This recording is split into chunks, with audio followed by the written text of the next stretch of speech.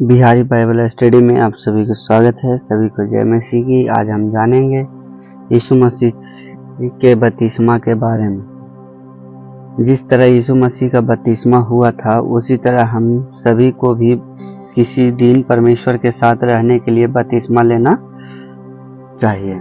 यीशु के बपतिस्मा के बारे में बाइबल में दिए गए विवरण और हम उस उदाहरण के अनुसार कैसे कर सकते हैं। यीशु मसीह का बपतिस्मा क्यों हुआ? जब यीशु मसीह पृथ्वी पर थे तो उन्हें उदाहरण के माध्यम से सिखाया कि हम सभी को बपतिस्मा लेना चाहिए। कुछ लोग आश्चर्य कर सकते हैं कि क्या बपतिस्मा आज भी आधुनिक समय में महत्वपूर्ण है। यीशु मसीह बपतिस्मा के बाइबल के वृत्तांत के माध्यम से हम सीखते हैं कि बपतिस्मा हमारे प्यारे स्वर्गीय पिता कि अपनी सभी बच्चों के लिए योजना का एक अनिवार्य हिस्सा है। यीशु मसीह पृथ्वी पर रहने वाले एकमात्र पूर्ण व्यक्ति थे। उन्होंने कभी भी पाप न किया। यीशु ने हमें यह दिखाने के लिए एक पूर्ण जीवन जिया कि हमें कैसे जीना चाहिए ताकि हम मरने के बाद अपने स्वर्गीय पिता के पास लौट सके। हालांकि उनके पास क्षमा के लिए किए जाने के लिए कोई पाप नहीं था, फिर भी यीशु मसीह ने हमारे लिए अनुसरण करने के लिए यह आदर्श उदाहरण स्थापित करने के लिए बपतिस्मा लेना चुना। मत्ती 3:13 से 15 पद तक बाइबल हमें सिखाती है कि यीशु को उसके चचेरे भाई जॉन ने बपतिस्मा दिया था।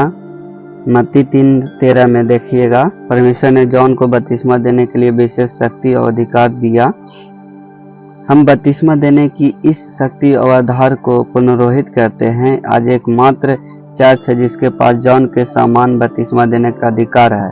वह है the church of Jesus Christ of latter day centre.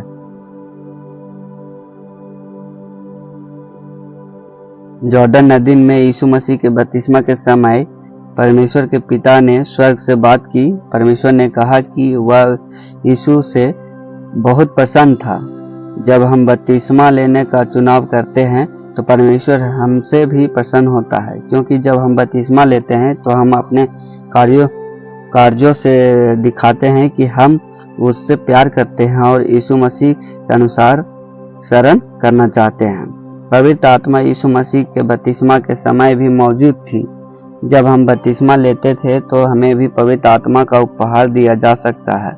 यह विशेष उपहार पवित्र आत्मा को हमारा मार्गदर्शन करने और हमारी मदद करने की अनुमति देता है। यह हमें अपने जीवन में ईश्वर के प्रेम को और अधिक महसूस करने की अनुमति भी देता है। यदि हम बपतिस्मा लेने और धार्मिकता से जीने का चुनाव करते हैं तो पवित्र आत्मा हमेशा हमारे जीवन में मौजूद रह सकती है। यीशु मसीह के बपतिस्मा के दौरान यूहन्ना ने यीशु को पूरी तरह से पानी में डुबोया था। इस प्रकार बपतिस्मा का विसर्जन द्वारा पवित्र बपतिस्मा कहा जाता है। हम भी विसर्जन द्वारा बपतिस्मा ले सकते हैं, जैसे यीशु को लिया गया था। पानी में पूरी तरह से डूब जाना पापों से पूर्ण क्षमा को दर्शाते हैं, जो बपतिस्मा लेने पर हमें मिलती है। पानी में दफन होना है या फिर ऊपर उठना भी उस नए जीवन का दर्शाता है जो हमें दिया जाता है, क्योंकि यीशु मसीह का अनुसरण करने का चुनाव करते हैं और हमें विश्वास है कि हम एक दिन उस वजह से कब्र से उठेंगे। रोमियो 6:11 से 4 में देखेंगे। विसर्जन द्वारा यीशु के बपतिस्मा का है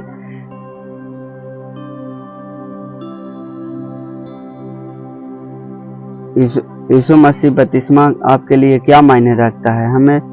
हमसे हर किसी को किसी दिन परमेश्वर के साथ रहने की बपतिस्मा लेना चाहिए। यीशु मसीह के जीवन में और बपतिस्मा लेने के तरीके के बारे में और जानना चाहिए।